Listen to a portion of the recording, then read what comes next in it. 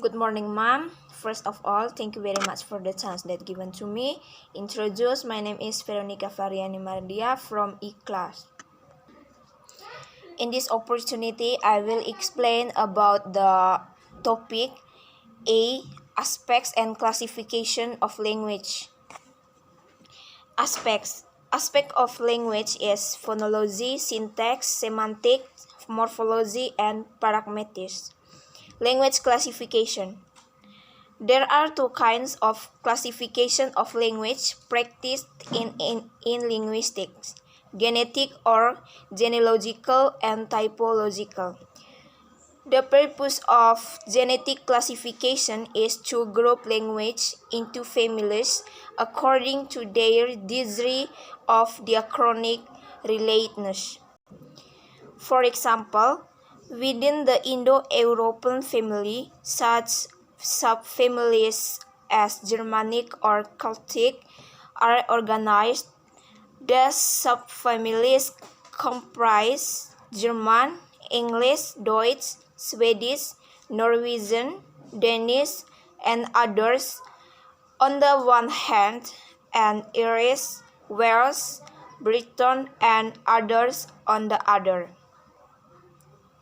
So far, most of the language of the words have been grouped only tentatively into families, and many of the classificatory schemes that have been proposed will no doubt be radically revised as further progress is made.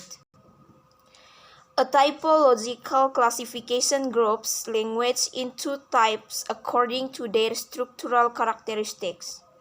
The most famous typological classification is probably that of isolating,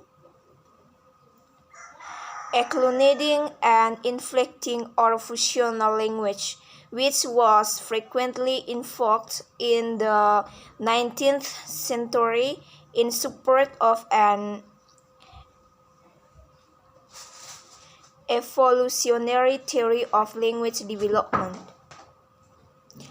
Roughly speaking, an isolating language is one in which all the words are morphologically unanalyzable, in which each word is composed of a single morph. Chinese, and even more strikingly, Vietnamese are highly isolating. B. Phonetics. Phonetics is the study of human sounds. For example, an example of phonetics is how the letter up in the word's bed is spoken. You start out with your lips together. Then, air from your lungs is forced over your vocal cords, which begin to vibrate and make noise. The air then escapes through your lips as they part suddenly, which results in up sounds. C. Voice and voiceless. A. Voiced consonant. Your vocal cords, which are actually mucous membranes, stretch across the larynx at the back of the throat. By tightening and relaxing as you speak, the vocal cords modulate the flow the breath expelled from the lungs. An easy way to determine whether a consonant is voiced or not is to place a finger on your throat. As you pronounce a letter, feel the vibration of your vocal cords. If you feel a vibration, the consonant is a voiced one. Here are some examples of words that include voiced consonants. Rabbit, zoo. B. Voiceless. Voiceless consonants do not use the vocal cords to produce their hard, percussive sounds. Instead, their slang, allowing air to flow freely from the lungs to the mouth, to the mouth, where the tongue, teeth, and the lips engage to modulate the sound. For example of the voiceless is few, pin, cap, shed. D. Phonology. Phonology is the branch of linguistics concerned with the study of speech sounds with a reference to their distribution and patterning. For example of phonology is the difference in meaning between sit and did lies in the fact that the initial sound of the first words is us and the initial sound of the second words is us. The forms of the two words are identical except for the initial consonants. What makes the two words different in meaning is the consonant s and th. Thus, these are called distinctive sounds or phonemes in English. E. Phoneme.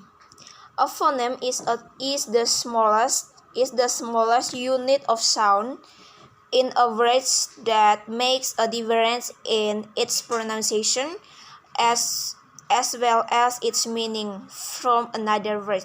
For example, leaf and monkey. F. Minimal pairs. A pair of words is pin and bean or beat or bird and bat, differing only by one sound in the same position in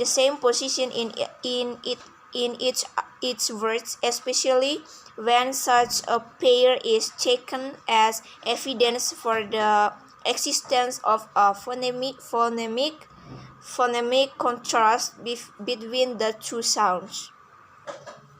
For example, phoneme initial, thin, medial, match, and final thin. Phoneme E initial, line, medial, mild, and final mild. Phoneme N initial, nine, medial, mild, and final min. Z. The difference between phonetics and phonology. Phonetics deals with the physical properties of the elements of the sound system, how the sound is physically produced. Phonology deals with the sound system language, how speech are organized into systems in different language, and how sounds are combined, the relation between them, and how they affect each other. H. Morphology. Morphology is the study of structure of words. Morphology is the branch of linguistics that studies the structure of words. In English and many other languages, many words can be broken down into parts. For example, unhappiness, and then walking, walk-ing.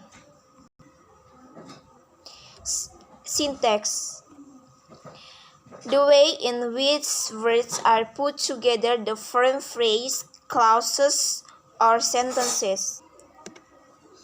S is subject, NP is noun phrase, D is determined, and N is noun, VP is verb phrase, V is verb, NP is noun phrase, D is determined, and N is noun. J. Semantics. Semantics is the study of the meaning of words phrase, and sentences in a language system. For example, a toy block could be called a block, a cube, a toy.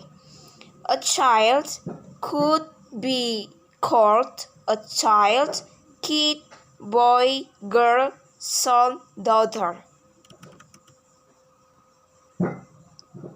K. Sociolinguistics. Sociolinguistics is the study of language in relation to social factors, including differences of regional, class, and species, dialect, gender differences, and bilingualism. L. Psycholinguistics. Psycholinguistics is the study of the relationship between linguistic behavior and psychological process, including the process of language acquisition. For example, the pattern of parenting will affect the development of the mindset of a 2-year-old child in terms of phonology, lexion, and others. Okay, Mom. I think that's all my explain about the several topics. Thank you very much.